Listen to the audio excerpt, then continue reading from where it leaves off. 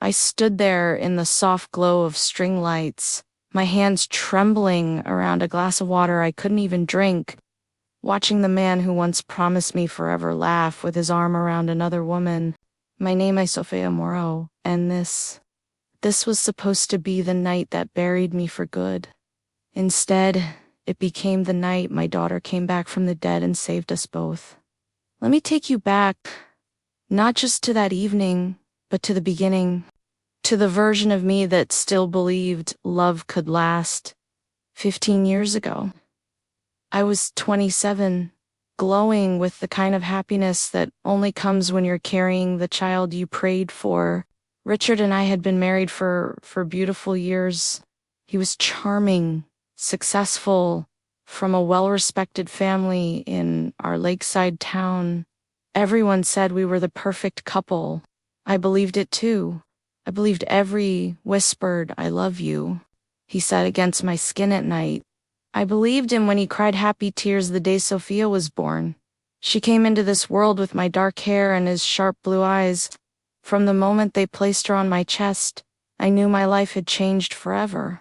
I whispered promises to her tiny ear that I would always protect her, always fight for her, always be there. Those promises became my religion. But perfection has cracks, and Richard's cracks grew wider every year. It started small, late nights at the office, phone calls he'd take outside, the way he looked at me after Sophia turned 2, like I was no longer the exciting young wife, but the mother who had let herself go. I ignored the signs. I poured everything into our home and our daughter. I thought if I loved harder, smiled, brighter, kept the house more beautiful, he would stay. I was wrong. It was a cold October night, 8 months pregnant with our second child. When the mask finally fell, I was standing barefoot in our marble kitchen, rubbing my swollen belly, when Richard came home smelling of whiskey and someone else's perfume. "I can't do this anymore, Elina," he said flatly, not even looking at me.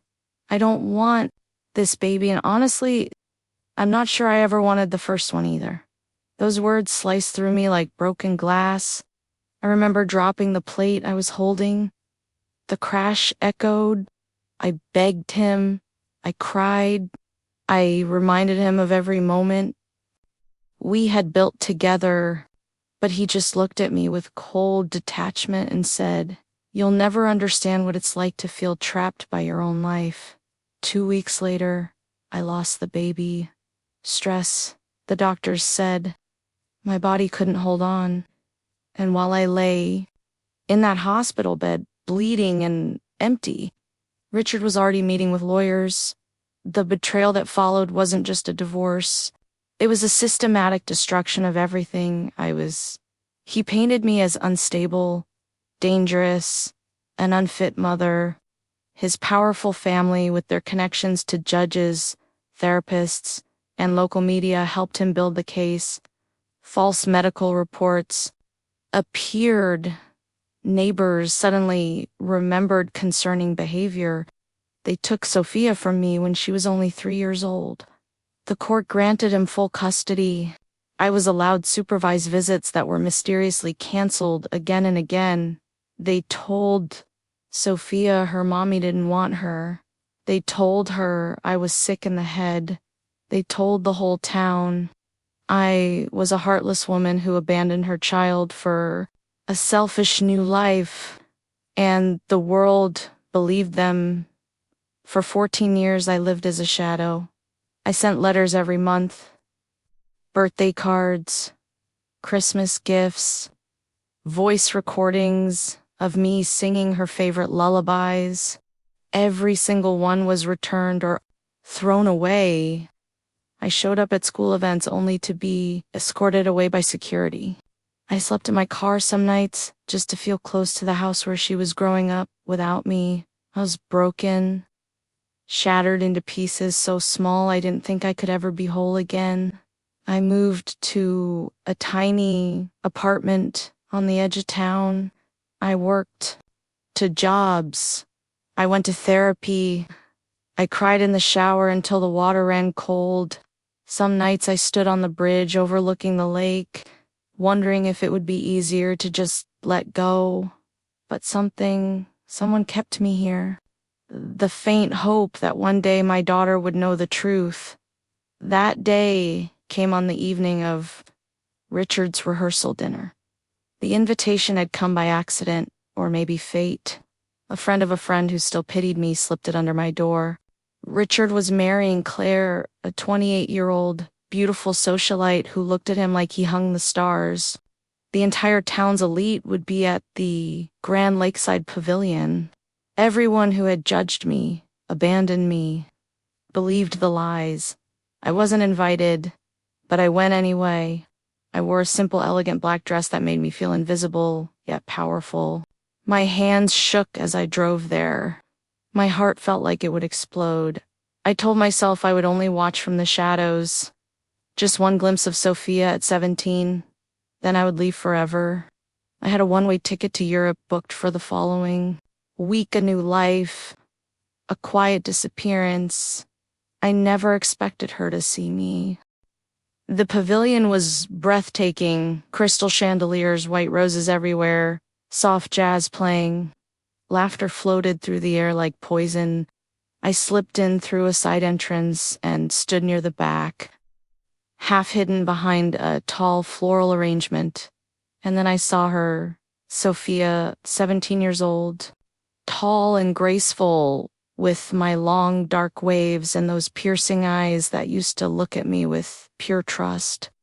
She wore a soft lavender gown that made her look like a young queen. She stood beside Richard, smiling politely, but her shoulders were tense. Her eyes kept scanning the crowd. Restless, our eyes met. The world stopped turning. I saw the exact moment recognition hit her soul. Her lips parted. The glass slipped from her fingers and shattered on the marble with a sound that silenced the entire room. "Mom." The word rang out, clear and loud. It wasn't a whisper. It was a cry that had been buried for 14 years. Every head turned. Richard's face drained of all color. Claire looked confused, then alarmed. Old friends, former colleagues, people who had once called me sister, they all stared in shock. Sophia didn't hesitate. She pushed through the crowd and ran straight into my arms. She collided with me so hard we nearly fell.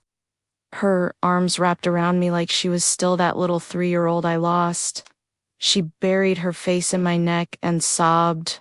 "I knew it. I knew you didn't abandon me. I always felt you." The dam broke. Right there in front of 200 guests, Sophia told the truth in a voice that trembled, but grew stronger with every word. She spoke about the hidden box she found in the attic. 3 months earlier, hundreds of my letters, cards, photos, all saved but never given to her. She spoke about the nights she cried asking for mommy and was told I was too sick or didn't care. She spoke about the private investigators Richard hired to keep me away, the threat, the lies told to her teachers, her friends, even her therapist. Richard tried to intervene. "Sophia, stop this. You're confused. Your mother has always been unstable." "No." Sophia shouted, turning on him with fire in her eyes. "Read everything. Dad, you lied to me my whole life. You made me hate her. You made me think I wasn't enough for my own mother." Claire stepped back, her perfect makeup cracking as tears formed. "Richard, is this true?" The room, whispers turned into gasps. Phones came out. This was the kind of scandal our town would talk about for decades. I held my daughter and cried silently, stroking her hair, breathing in the scent I had missed for so many years. For the first time in 14 years, I felt alive. But Richard wasn't finished. Later that night, after the guests were ushered out and the dinner was ruined, He cornered me outside, his face twisted with rage. You think this changes anything? I still have the legal power. I'll have you declared unfit. Again, you'll never see her, I'll make sure of it. His words were venom, but this time they didn't break me. They forged me. The weeks that followed were a storm of truth and consequences. Sophia moved in with me the very next morning. She packed one suitcase and left her father's mansion without looking back. She told him she wouldn't speak to him until he admitted everything in writing and apologized publicly. I hired the best family lawyer I could now afford, with years of savings and quiet support from a few old friends who finally believed me. We reopened the custody case. The hidden letters were submitted as evidence. Bank records showed payments to witnesses and even a corrupt therapist. Old suppressed medical documents proved my instability was fabricated. The court ruled in my favor, full custody to me.